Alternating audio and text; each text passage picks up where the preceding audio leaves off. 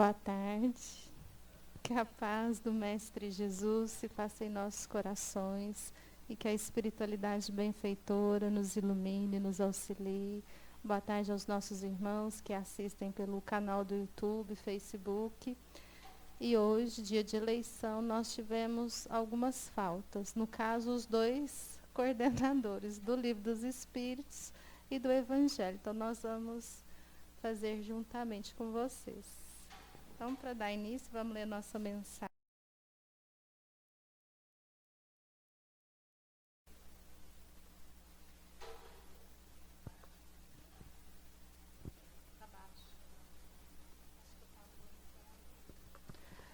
Fazer o bem, ser do bem, é um benefício concedido a todos nós, sem recompensa. Acreditem, o bem não se faz imaginando recompensa. O bem que naturalmente exala de vossas mãos, de vossos lábios e pensamentos, é preciso ser algo que jamais seja cobrado de quem quer que seja. Até porque é somente para isso que fomos criados e estamos aqui. E daqui a pouco, de um outro lado, onde também é necessária a prática do bem. Ah, meus irmãos, muitas situações enfrentamos, onde sem nenhum esforço, sem nenhum plano, simplesmente agimos para que o outro sofra menos, para que o outro não desanime, para que o outro seja feliz. Aproveitem esses momentos. São divinos, são maravilhosos. Aproveitem muito esses momentos e propaguem. Propaguem essa lei de amor, que só se cumpre verdadeiramente na belíssima lição da caridade, da humildade e da grande bênção, que é ser feliz na felicidade do outro. Guardem em vossos corações a tristeza daquele que, sofrendo a pior mácula de um ser, aquele orgulhoso que esquece que o Pai é tão poderoso, mas tão poderoso que o ama incondicionalmente.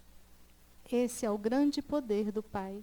Assim como guardas essa dor, rogue ao Pai que sejas capaz de guardar também a alegria de uma simples lágrima que seca, de uma simples palavra que anima, de um simples olhar que não deixa o frio e a fome vencer o amor, cair em desespero, maldizer a Deus.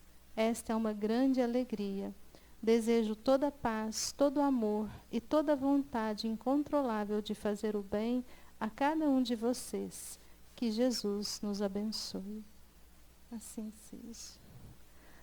Então vamos, nesse instante, elevar os nossos pensamentos a Deus, nosso Pai, a Jesus, nosso Divino Mestre, rogando em especial neste dia que abençoe a cada um que reencarnou aqui no Brasil, que a fraternidade, a solidariedade, o respeito possa florescer em cada coração e que possamos cobrar mais de nós tudo aquilo que temos cobrado tanto.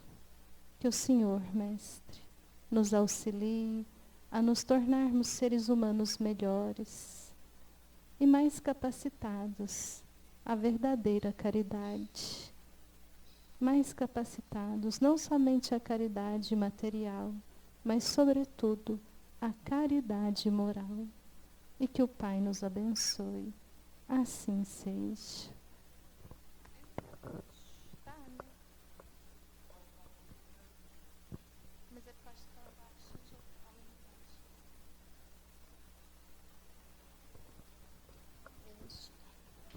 Vê se melhorou. Melhorou?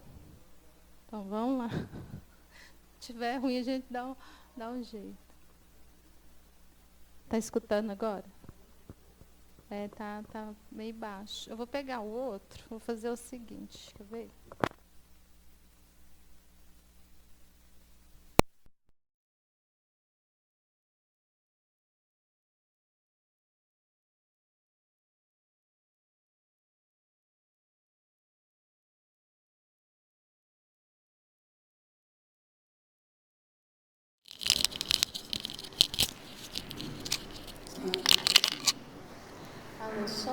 Melhorou?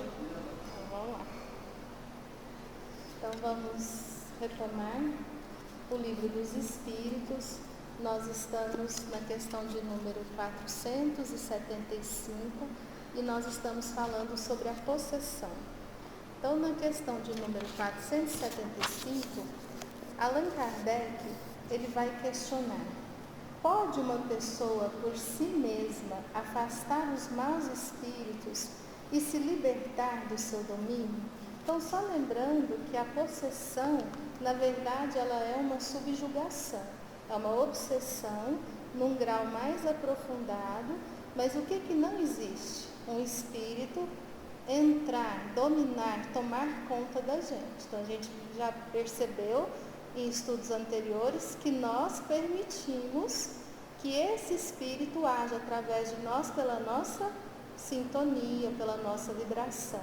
E aqui Kardec, o que ele está perguntando? Se a gente pode, no caso, fazer a nossa desobsessão, se a gente teria essa condição, esse poder. E aí os espíritos, eles dão uma resposta muito simples e bem curta. Sempre se pode sacudir um jugo quando se tem uma vontade firme.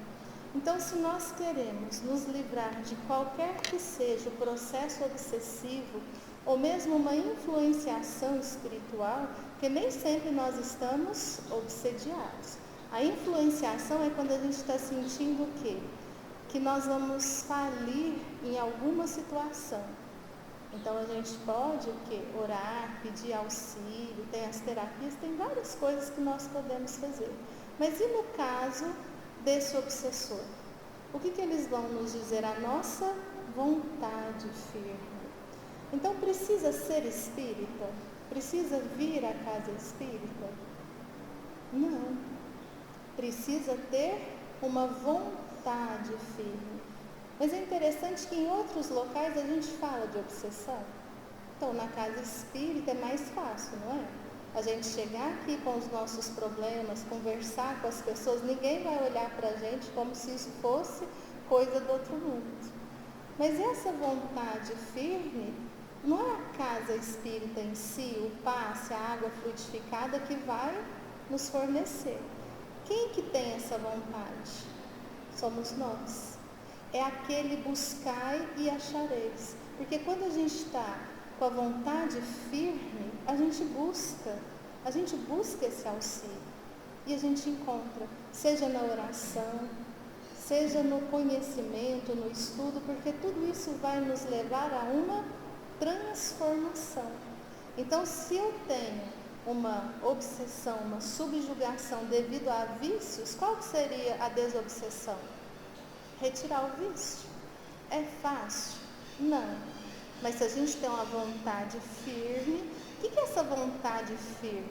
Não é uma vontade assim que tem que ser grande, é uma vontade verdadeira. Aí a gente consegue. Se é uma pessoa, um espírito do nosso passado, que nós nem temos lembrança do que aconteceu, mas a gente sempre sente essa presença, esses pensamentos negativos. Mesmo sem lembranças, a gente pode o quê? Pedir perdão, se eu fiz alguma coisa, me perdoe, não tenha lembrança. Não desejar o mal ao espírito, mas desejar que ele também possa o quê? Se libertar de nós. E aí vem a prática do bem.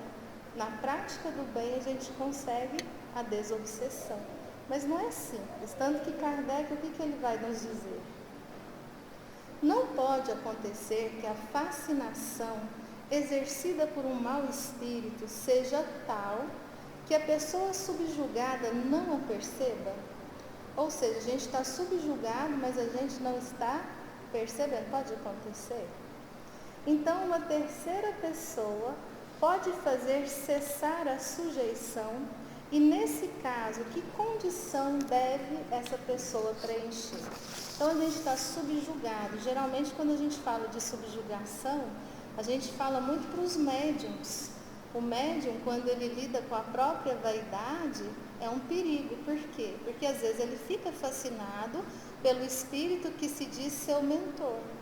E aí ele começa, muitas vezes, a fazer comunicações que são até ridículas. mas ele crê nesse espírito. Existe uma história, eu não me lembro qual a revista, era Reformador, mas eu não me lembro o ano. Mas ele conta de uma senhora médium há muitos anos, uma casa espírita, e uma jovem que também tinha mediunidade. Elas começam então a ir para casa embora juntas, que elas moravam muito próximas. Então, na cidade do Rio de Janeiro, naquela época, elas pegavam um bonde juntas. E quando começou, o que essa jovem percebeu? Que no caminho, aquela senhora várias vezes saía correndo, pegava um objeto imaginário e pegava e guardava esse objeto que ninguém via.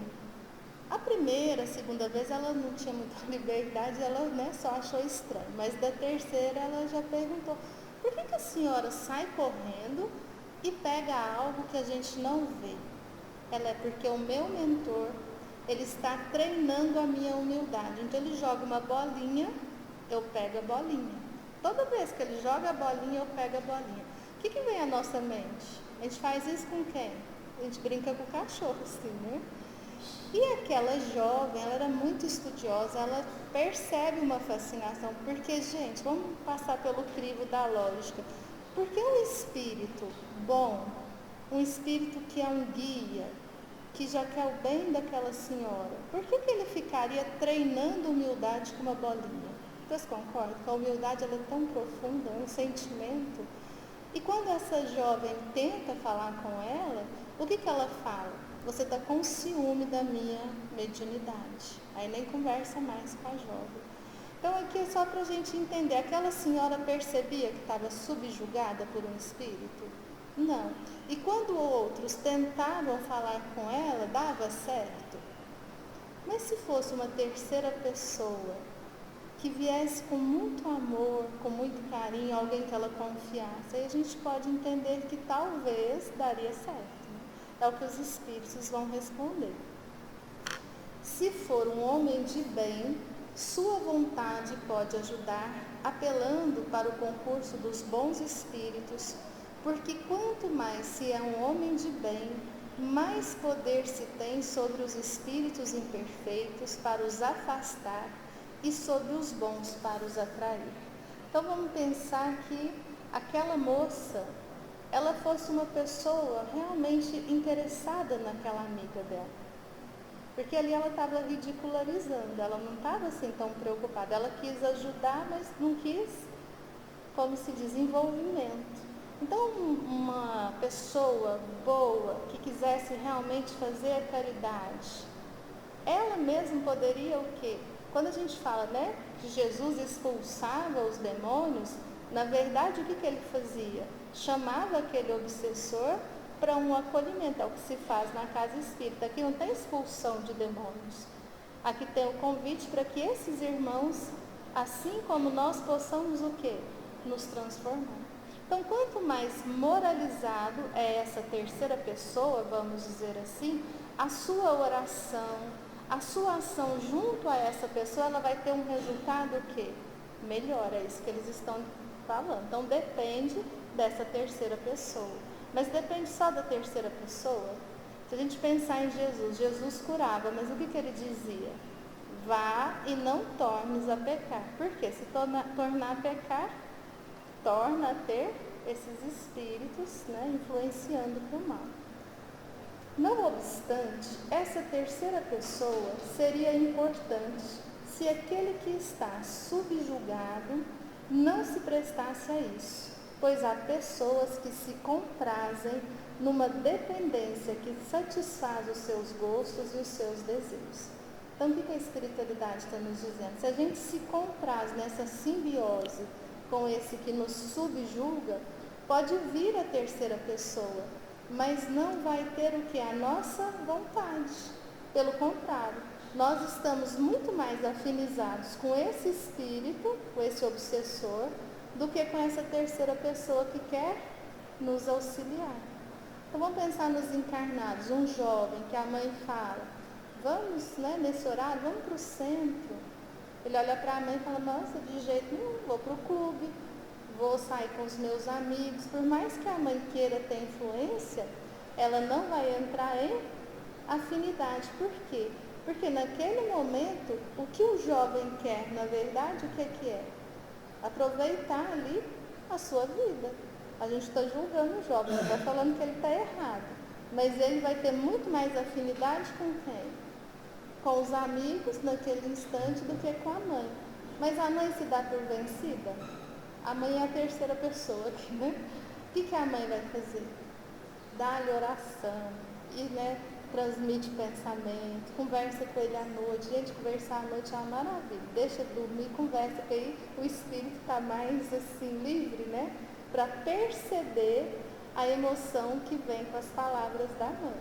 Então, vai dar certo? Vai. Mas a gente nunca vai interferir no livre-arbítrio do outro. Em todos os casos, aquele que não tem um coração puro não pode ter nenhuma influência.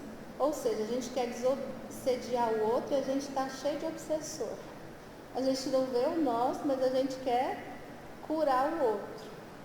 E muitas vezes a gente está o quê? Com influências que nós chamamos para nós.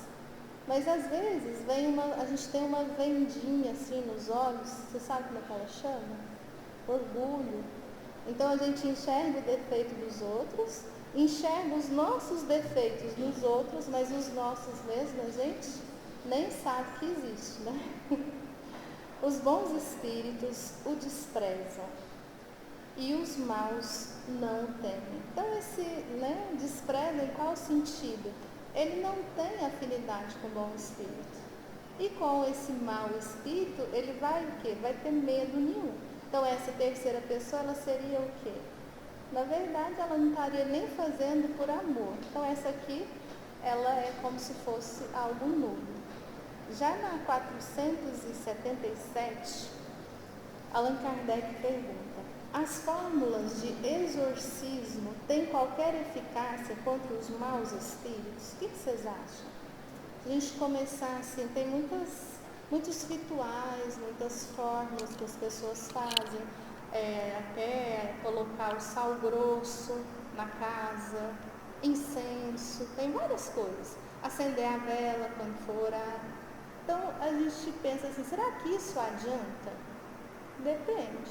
A gente sabe que não precisa disso, que isso é uma bengala mental. Não tem necessidade alguma. Mas se aquela pessoa que faz isso, ela coloca esse pensamento naquele, entre aspas, ritual, ela fortalece esse pensamento. Vocês concordam? Por isso que a gente fala que é uma bengala. Quantas pessoas começam a transmitir para certos materiais, amuletos, tem o pé de coelho, o trevo da sorte, que você fala, todas as vezes que eu estou com esse objeto, ele me traz sorte. Então a gente cria o quê? Um pensamento nosso. O objeto tem poder? Ele não tem. Mas ele serve de bengala para o pensamento. E aí vem a doutrina espírita, o que diz para nós? Que a gente não precisa desses objetos. O que a gente pode entender? Que nós temos um poder muito grande na mente. Que a nossa mente, esse espírito encarnado, ele tem um poder que nós ainda nem sabemos o quê? Acessar direito. Então, esse cérebro físico é uma máquina que o nosso espírito utiliza. Mas é como se desse para nós, esses computadores, laptop, o que a gente faz? Aquele que já tem mais intimidade, mais conhecimento, ele não vai usar mais essa máquina? Aquele que não tem, usa como? Usa menos. Então, o cérebro físico, juntamente com todo o comando do espírito para o nosso organismo físico, tanto é que quando tem influenciação espiritual, tem pessoas que adoecem, que ficam de cama, que ficam doentes. Por quê? Porque elas estão ficando não possessas, Possessas no sentido de subjugadas. A pessoa vai ficando desanimada, sem energia e se entrega. Quando se entrega, para de lutar, muitas vezes o que tem que acontecer?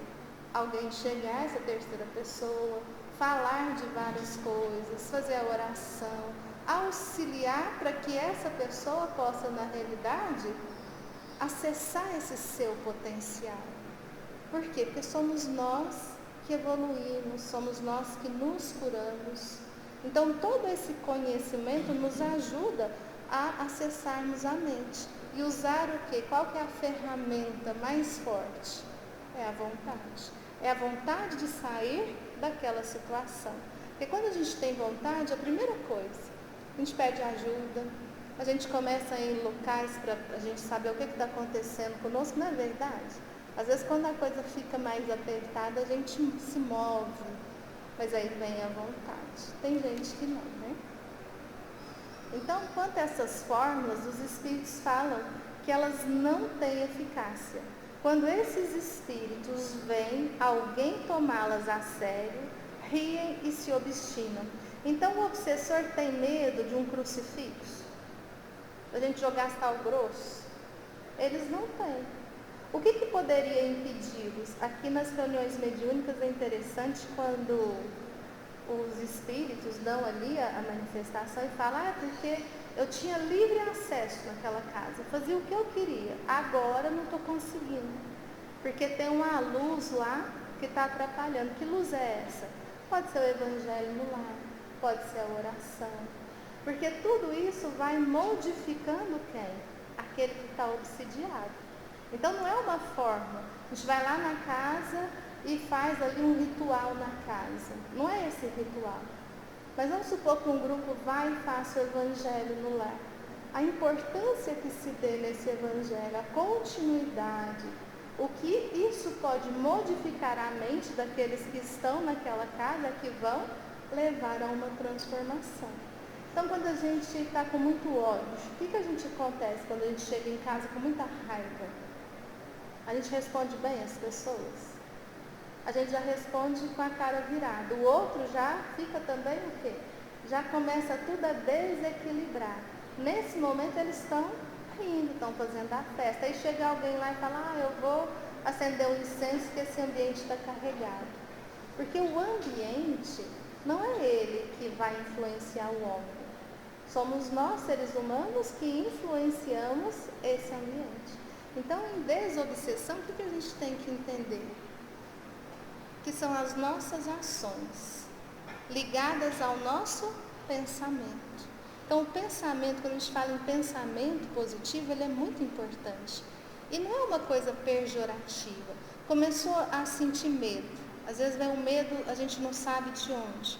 Faz uma oração, caminha, conversa, faz aquela introspecção, às vezes a meditação, conhece-te a ti mesmo. Por que eu tenho tanto medo? Medo do quê? A gente pode buscar terapias, pode buscar o atendimento fraterno, são várias coisas. Mas para que a gente não alimente esses pensamentos que vão fazer com que a gente fique, quando a gente fala, muito vulnerável. Por que vulnerável? Porque a gente começa a ter frequências que esses espíritos vão muito facilmente se unir a nós. Então, às vezes, tem casos de que a pessoa começa a ficar num processo obsessivo, num processo de subjugação, e quando tem a comunicação do espírito, o que ele diz? Ele não fala que tem raiva, que é um vingador, que a gente acha que sempre é alguém que quer se vingar, não. Às vezes ele fica com piedade de nós. Nossa, ela está sofrendo tanto. E aí o espírito fala, nossa, está sofrendo, né, Marinês? Mas sofre mesmo, porque está tudo tão ruim, está tudo tão difícil, o obsessor quer, né? E aí ele vai falando que a tristeza vai aumentando, ali a pouco a gente quer sair de casa, essa vida é terrível. Então a gente vai alimentando o pensamento desse espírito, que nem sempre quer nos prejudicar, mas prejudica. Então nós temos nas nossas mãos, é o que Jesus fala, a nossa verdadeira cura. O passe, a água frutificada, pode dar esse banho de frequência elevada? Pode. Aumentar essa vibração? Pode. Mas a gente tem que permanecer firme no vigiar e orar. Então, vamos finalizando o livro dos Espíritos. E como nosso irmão também não veio para o Evangelho, nós vamos ver qual parte que é.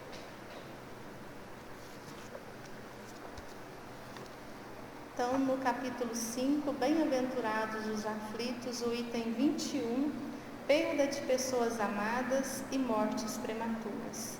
Quem traz a mensagem é o Espírito Sansão, que ele era um dos membros da Sociedade Espírita Parisiense, era amigo de Kardec.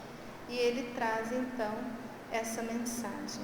Quando a morte vem ceifar em vossas famílias, levando sem consideração os jovens em lugar dos velhos, dizeis frequentemente: Deus não é justo, pois sacrifica o que está forte e com o futuro pela frente, para conservar os que já viveram longos anos, carregados de decepções.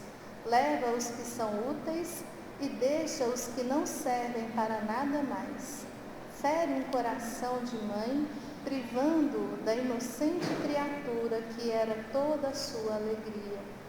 Criaturas humanas, é nisto que tendes necessidade de vos elevar, para compreender que o bem está muitas vezes onde pensais ver a cega fatalidade. Por que medir a justiça divina pela medida da vossa? Podeis pensar que o Senhor dos mundos queira, por um simples capricho, infligir-vos penas cruéis? Nada se faz sem uma finalidade inteligente, e tudo o que acontece tem a sua razão de ser. Se percrustasseis melhor todas as dores que vos atingem, sempre encontraríeis nelas a razão divina, razão regeneradora, e vossos miseráveis interesses representariam uma consideração secundária que relegaríeis ao último plano. Então essa mensagem, ela é muito bonita, ela tem mais alguns parágrafos, mas o que Sansão nos faz perceber? Que muitas vezes, quando a gente lida com as mortes prematuras, morte de crianças, de adolescentes, de jovens, e mesmo a morte de pessoas amadas, as pessoas que são tão importantes para nós, é um momento em que a gente para pensar na vida, para pensar na existência, para a gente querer buscar o que vai acontecer com esses que se foram. Porque muitas vezes, quando a gente cobra de Deus a revolta, uma das provas mais difíceis que nós temos é a perda de um filho, por exemplo. Ninguém está preparado. Mas essa morte de um filho, ela tem uma finalidade, ela tem um propósito. É isso que o Evangelho vai nos trazer. Porque quando nós cremos que estamos aqui de passagem, que somos espíritos imortais, numa experiência terrestre, nós vamos entender que essa morte em si, ela não existe. O espírito, ele simplesmente retorna à pátria espiritual, à verdadeira vida. Aqueles que ficam, choram a dor da saudade, é uma dor muito grande, mas a gente não deve chorar a dor da revolta, da lamentação. Aqui, dando continuidade, o que ele vai dizer para nós? Quantos jovens se embrenham por caminhos difíceis, de vícios, começam a querer para si coisas que vão cada vez mais prejudicando o espírito. E é justamente a piedade divina que faz com que essas vidas sejam ceifadas. Por quê? Para que esse espírito não comprometesse mais a eternidade da sua existência. Ele teria que passar por provas mais difíceis. A gente sabe da lei de causa e efeito. Muitas vezes essa perda de um ente amado, de um ente querido, o que faz conosco? Nos mostra a realidade espiritual. Tudo tem um fim. Então a dor da saudade, ela é legítima. Mas nós acharmos que Deus está nos punindo desta forma, que Deus está de repente fazendo algo que nós não faríamos, não tem sentido. Tem um médico que ele é um oncologista infantil, um oncologista pediátrico, e ele conta a história de uma criança de 8 anos com câncer, e ele chamava ela de anjo, porque ele entendia muito a dor dela. A mãe sempre ali, uma guerreira, sempre presente, mas ele fala que aquela criança o tocava porque ele, que era médico pediatra, quando ele teve as suas filhas, ele ficou muito mais o quê? Muito mais empático. Porque aí você sabe o que é ser pai, o que é ser mãe, o que é ter um filho. Então ele fala que ele ficou muito emotivo. E como era uma criança muito alegre, jamais ele a vira fraquejar. Um dia ele chega ali no leito dela e a mãe não estava, e ela não estava muito bem. E ele então fala, meu anjo, cadê sua mãe? Aí ela deve estar no corredor, porque quando ela chora, tio, ela vai para o corredor para eu não perceber que ela está chorando, mas ela volta sempre vermelha, né? Então a mãe não conseguia dissimular. E ele fala, mas por que a sua mãe está chorando? Ela sabe que eu vou morrer e ela tem medo que eu morra. E ele, né, ficou tocado e falou, mas você tem medo de morrer? Ela, não tenho medo de morrer. Mas o que você entende pela morte? E o que a criança vai falar para ele? Sabe, tio, quando a gente dorme na cama dos pais da gente, no outro dia a gente acorda na cama da gente, aí ele lembrou das filhas, né? Vai sempre para a cama, depois você passa para a cama deles. A morte é assim, eu vou dormir aqui e vou acordar na casa do meu pai. Então a gente vê assim, a gente já teve experiência de trabalho no Hospital do Câncer, as crianças amadurecem moralmente, emocionalmente muito com a doença. E ela então fala, e minha mãe vai chorar a saudade. E ele então pergunta para ela, o que é saudade? Ela fala, saudade é o amor que fica daquele que não pode ficar. Simples, né? Muito simples, mas nos toca. Porque quem já teve essa experiência de um ente querido partir, é um momento muito íntimo, é uma saudade que o tempo ameniza, mas você está sempre pensando. E Sansão, ele também vai dizer o que para essas mães?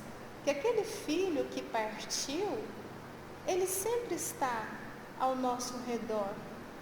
Que se a gente se abrir, a gente poderia o que? Senti-los. Eles estão conosco.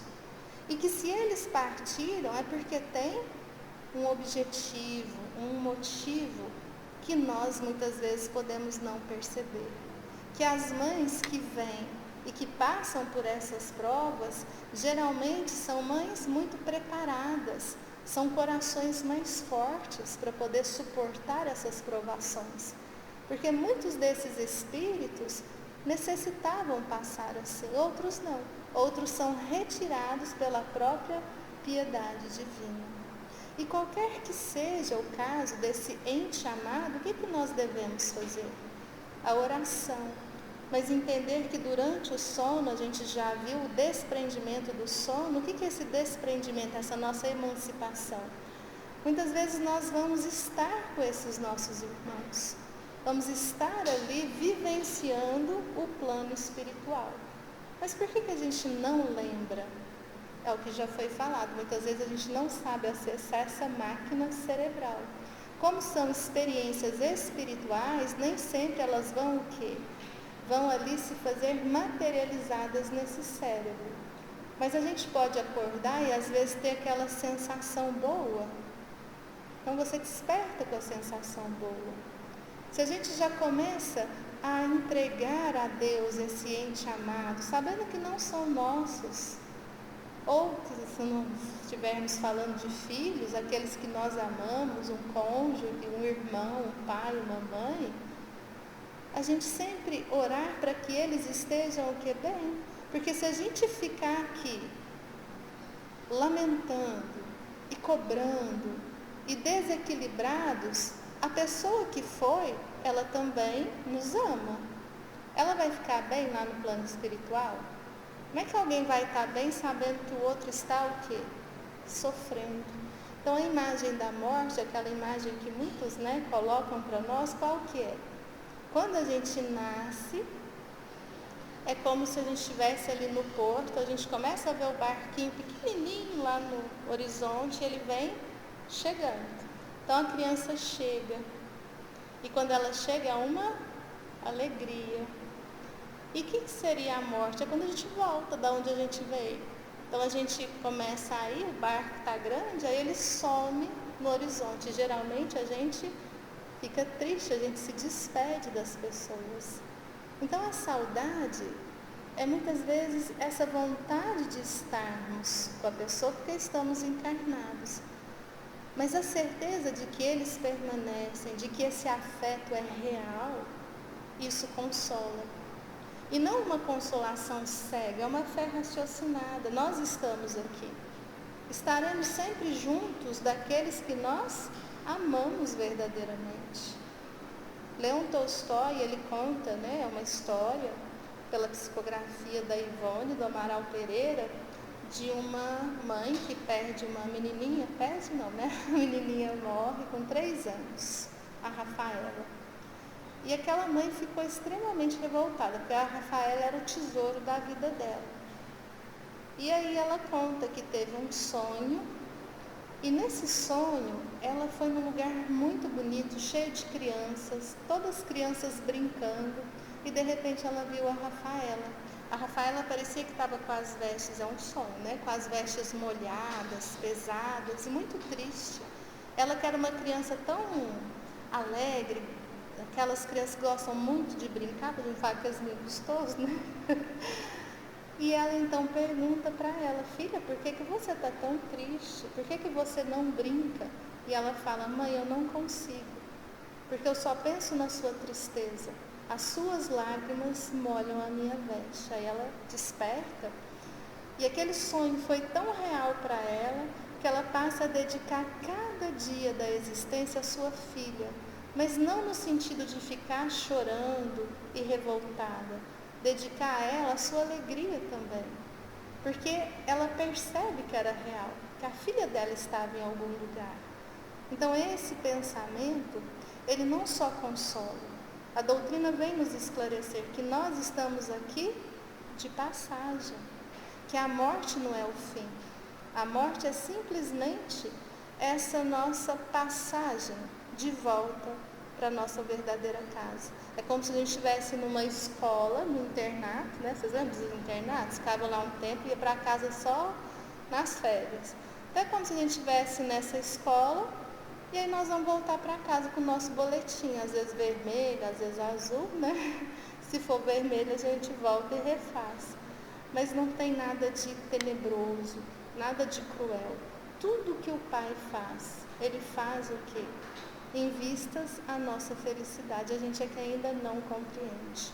E para a gente encerrar, existe uma história egípcia, uma lenda antiga, e eles contam que certa vez o pai, ele era aqueles viajantes que viajavam, faziam as compras e traziam ali para o local. Na época era a cavalo. E ele então tinha 2 filhas que ele tinha verdadeiro, assim, não é nem amor a gente fala, apego mesmo. Ele era louco com as filhas. E ele então vai ficar por volta de 2, 3 meses fora. Ele fala para a esposa: olha, esposa, cuida bem das meninas. E ela: não, mas eu sempre cuidei, vai em paz, vai tranquilo, que aqui nós vamos fazer tudo conforme sempre fizemos. E quando o pai viaja, o que acontece? As meninas adoecem. Ela chama o médico, ela faz tudo o que precisa ser feito, mas as meninas, infelizmente, vêm a falecer. E aquela mãe, com o coração ali, dilacerado com a desencarnação das meninas, ainda tem que dar a notícia para o pai. Então, quando ele retorna, a primeira coisa que ele fala: cadê as meninas? Ela: daqui a pouco elas vêm, vai tomar um banho, que na hora do jantar você vê as meninas. Ele vai tomar banho rápido, morrendo de saudades, Senta na mesa: cadê as meninas? E ela fala: antes de você ver as meninas, eu tenho que te contar uma coisa. Veio um senhor aqui e me emprestou uma joia muito linda. Ela ficou perfeita, eram 2 gemas preciosas. Ela ficou perfeita no meu colo. Eu me apeguei tanto que eu não quero devolver. E ele, um homem muito íntegro, ele fala: mas esposa, ele quer vender? Ela: não, é dele. Ele só me emprestou. Eu tenho que devolver. Então, depois do jantar, nós vamos lá e vamos devolver. Já que não é nosso, a gente não pode comprar, a gente devolve. Ela fala: já fiz isso. Deus passou aqui e levou as nossas joias mais preciosas. Então, quando a gente tiver esse olhar de que por mais que a gente ame, não é nosso, é um empréstimo divino. Por menos tempo que eles permaneçam conosco, a gente tem que ter a gratidão dessa oportunidade de desenvolvermos sentimentos tão fortes, principalmente com os nossos filhos. Sejam eles, filhos naturais, adotivos, filho é filho, mas é um sentimento forte. Porque muitas vezes os nossos filhos de hoje é uma reparação. Porque quando a gente passa a amar um filho, e quando a gente retornar ao plano espiritual, se falar assim para nós: ah, seu filho já fez isso no passado. O que a gente pensa? Problema não. Amo tanto, né?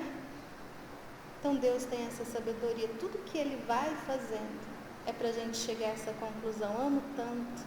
É quando a gente vai amar tanto que o perdão vai ser natural, que não vai existir inimizade, que ódio vai ser coisa lá de quando a gente estava nos mundos inferiores.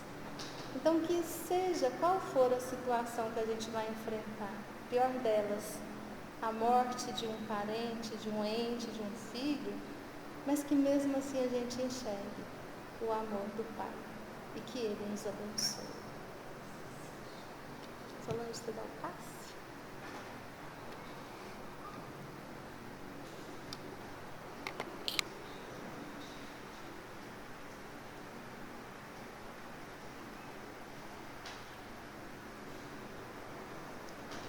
Mestre Jesus, aqui reunidos em Teu nome, lhe rendemos graças, lhe rendemos os nossos melhores sentimentos e vibrações de amor e gratidão por tantos ensinamentos, pela consolação de cada dia, mas sobretudo por este convite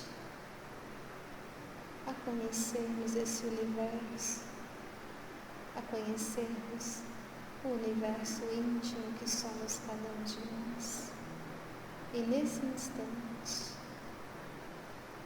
sob a Tua influência e a desses bondosos espíritos, benfeitores desta casa, que aqui com tanta disposição e amor se encontram, que possam derramar sobre nós as bênçãos do paz, e que na oração que nos ensinastes, possamos sentir todo este amor, despertando a nossa fé, a nossa coragem e essa vontade de buscarmos o bem acima de tudo. Pai nosso, que estais no céu, santificado seja o vosso nome. Venha a nós o vosso reino. Seja feita a vossa vontade, assim na terra como no céu. O pão nosso de cada dia dai-nos hoje. Perdoai as nossas dívidas, assim como perdoamos aos nossos devedores. E não nos deixeis cair em tentação, mas livra-nos de todo mal. Magnetiza as águas e que possamos ter uma semana de muita paz em Teu nome. Assim seja.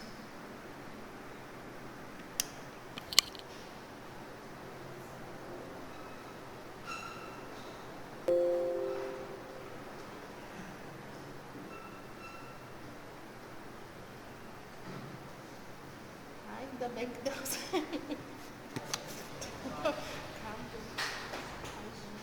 Nossa, eu podia avisar que não vinha, né?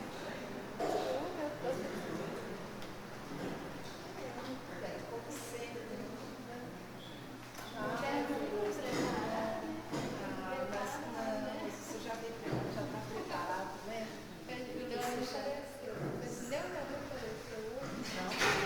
Não, coisa estranha. Não pode perguntar. Vocês têm? Você não inventou comentar negócio de codificador que acabou? Vocês